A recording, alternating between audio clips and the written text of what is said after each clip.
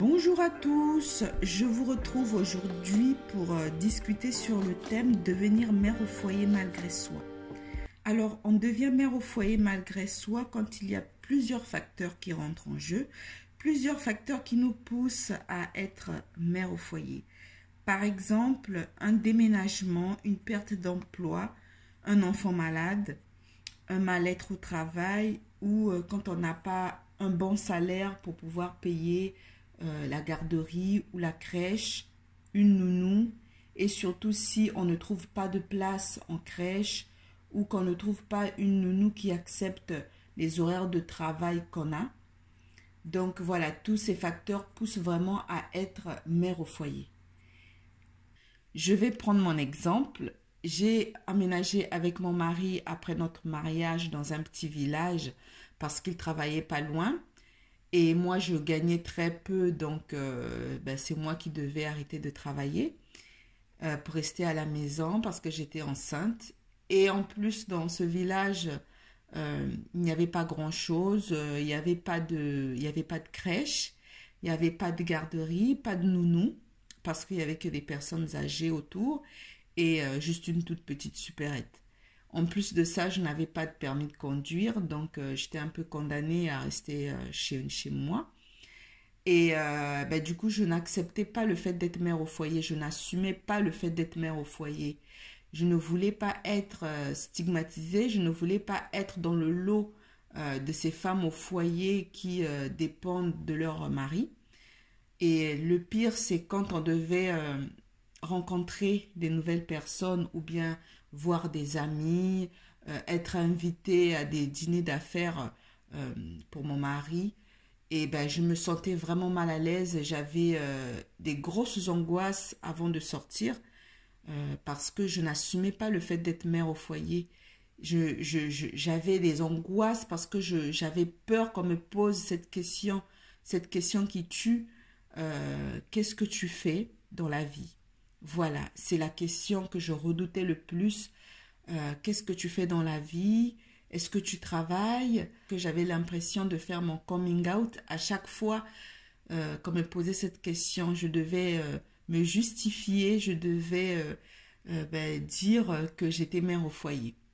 Et voilà, ça me mettait vraiment mal à l'aise parce que dès que je disais que j'étais mère au foyer, tout le monde se regardait. C'est comme si j'avais l'air bête. On commençait à me juger et j'ai reçu plusieurs remarques. Par exemple, tu n'as pas peur de dépendre financièrement de ton mari. Tu ne penses pas que ça serait bien de travailler et de mettre tes enfants à la longue à la garderie ou chez une nounou parce que plusieurs femmes le font, hein, donc tu n'es pas la seule à avoir des enfants, tu n'es pas la seule à être mariée, donc tu pourrais aussi travailler, comme ça tu vas contribuer financièrement pour ton foyer parce que voilà, être mère au foyer c'est quand même rétrograde, c'est quand même mieux de travailler. Et du coup, moi, ça me mettait encore plus mal à l'aise parce que déjà, je n'assumais pas le fait d'être mère au foyer, de subir encore cette pression sociale, subir encore ces remarques, ces regards. Et ça augmentait encore le malaise, le mal-être d'être mère au foyer. Du coup, je ne prenais pas plaisir à être mère au foyer. Je n'assumais pas, je culpabilisais. Et surtout le matin, quand je voyais les autres femmes partir au travail, et moi, j'étais à la maison à faire mes tâches ménagères. Et j'étais vraiment mal. Je me sentais inférieure. Je me sentais inférieure à ces femmes qui se levaient le matin pour aller travailler et qui ramenaient de l'argent à la maison comme leur mari. Moi, je me sentais vraiment mal, je me sentais incapable. Voilà, et du coup, on a déménagé. Voilà, on est parti dans une autre ville. J'ai pu passer mon permis de conduire et j'ai trouvé un emploi. Voilà, j'ai mis mon enfant à la garderie. Et voilà, j'ai travaillé, mais malgré que je travaillais, je ne trouvais pas voilà, je me sentais pas toujours accomplie. Je me sentais pas toujours accomplie. J'ai eu ma deuxième grossesse. J'ai arrêté de travailler pour m'occuper de mon enfant parce que mon salaire ne suffisait pas pour payer la crèche pour 2 enfants.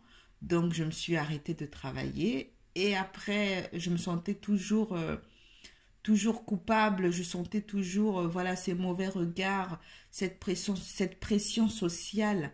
Et je suis retournée travailler. J'étais vraiment malheureuse dans mon travail.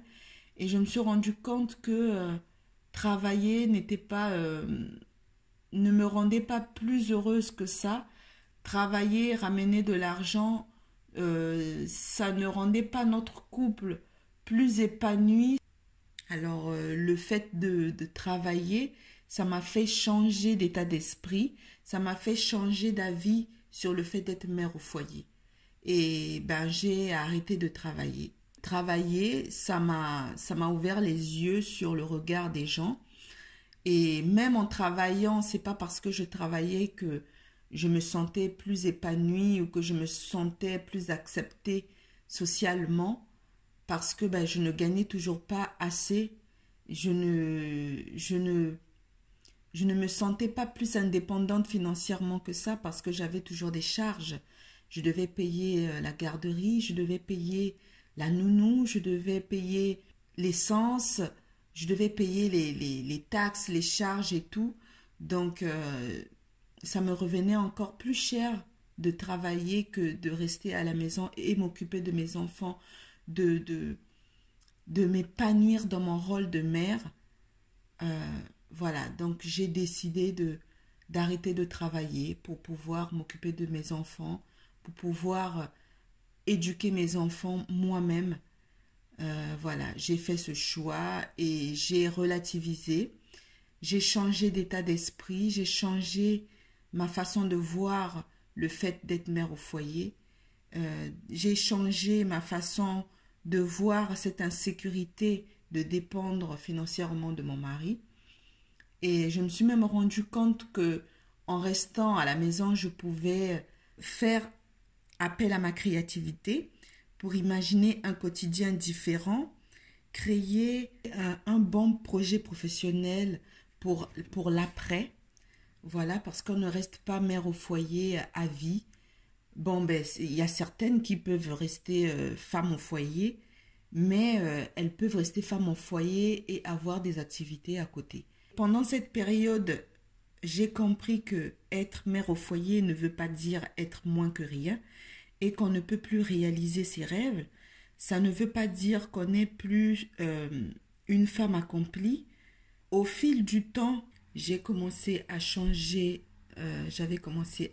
mon état d'esprit et à être plus positive sur le fait d'être mère au foyer et à jouir pleinement de ce rôle et construire à côté mon plan professionnel et suivre des formations depuis chez moi en ayant du temps pour mes enfants à côté. Alors j'aimerais dire à cette femme au foyer qui n'assume pas ce rôle, qui se sent moins que rien et qui sent un complexe d'infériorité parce qu'elle ne travaille pas comme salariée et qui n'a pas de rémunération financière. Je veux te dire, ce statut de mère au foyer ne veut pas dire que tu n'es pas une femme accomplie ou que tu ne pourras plus t'accomplir comme femme indépendante. Tu peux créer une activité professionnelle tout en restant chez toi avec tes enfants. Tu peux faire des formations et commencer à faire un plan sur ton projet professionnel. On peut générer de l'argent sur Internet. Et pour celles qui se sentent mal à cause de la pression sociale, du regard des gens et des clichés, de la stigmatisation, alors on ne vit pas tous les mêmes situations, on n'a pas les mêmes problèmes, qu'il y a beaucoup de femmes qui travaillent et qui n'aiment pas vraiment leur boulot. Elles aiment être chez elles, elles aimeraient être chez elles avec leurs enfants. La preuve, il y a des gens qui détestent leur boulot et qui travaillent parce qu'ils n'ont pas le choix et qui attendent le week-end avec impatience parce que vraiment, le lundi matin, c'est angoissant pour eux de se retrouver dans leur boulot, voilà, métro, boulot, dodo, et puis les enfants, on s'occupe des enfants 4 heures le soir, et après on se dépêche à mettre les enfants au lit parce que ben, on a envie de souffler. Voilà, il y a beaucoup de gens, il y a beaucoup de femmes qui aimeraient être aussi à la place de ces femmes au foyer. Ne culpabilisez pas, ne vous sentez pas inférieur par rapport à celles qui travaillent, parce que vous aussi vous travaillez, vous aussi vous contribuez pour la société de demain. Donc vous contribuez indirectement parce que vous éduquez vos enfants, vous élevez vos enfants, vous donnez des valeurs à vos enfants. Trouvez le positif dans cette situation et appuyez-vous dessus. Changez votre routine journalière. Créez-vous des moments de joie et épanouissez-vous avec vos enfants. Regardez vos enfants grandir. Les enfants, ça grandit vite et vous ne verrez pas le temps passer. Vous pourrez reprendre votre travail, votre activité. Rien ne reste figé. Voilà. Alors, on arrive à la fin de cette vidéo. On arrive à la fin de ce partage. Laissez votre avis sur le sujet en commentaire. N'oubliez pas de vous abonner et je vous dis à la prochaine. À bientôt.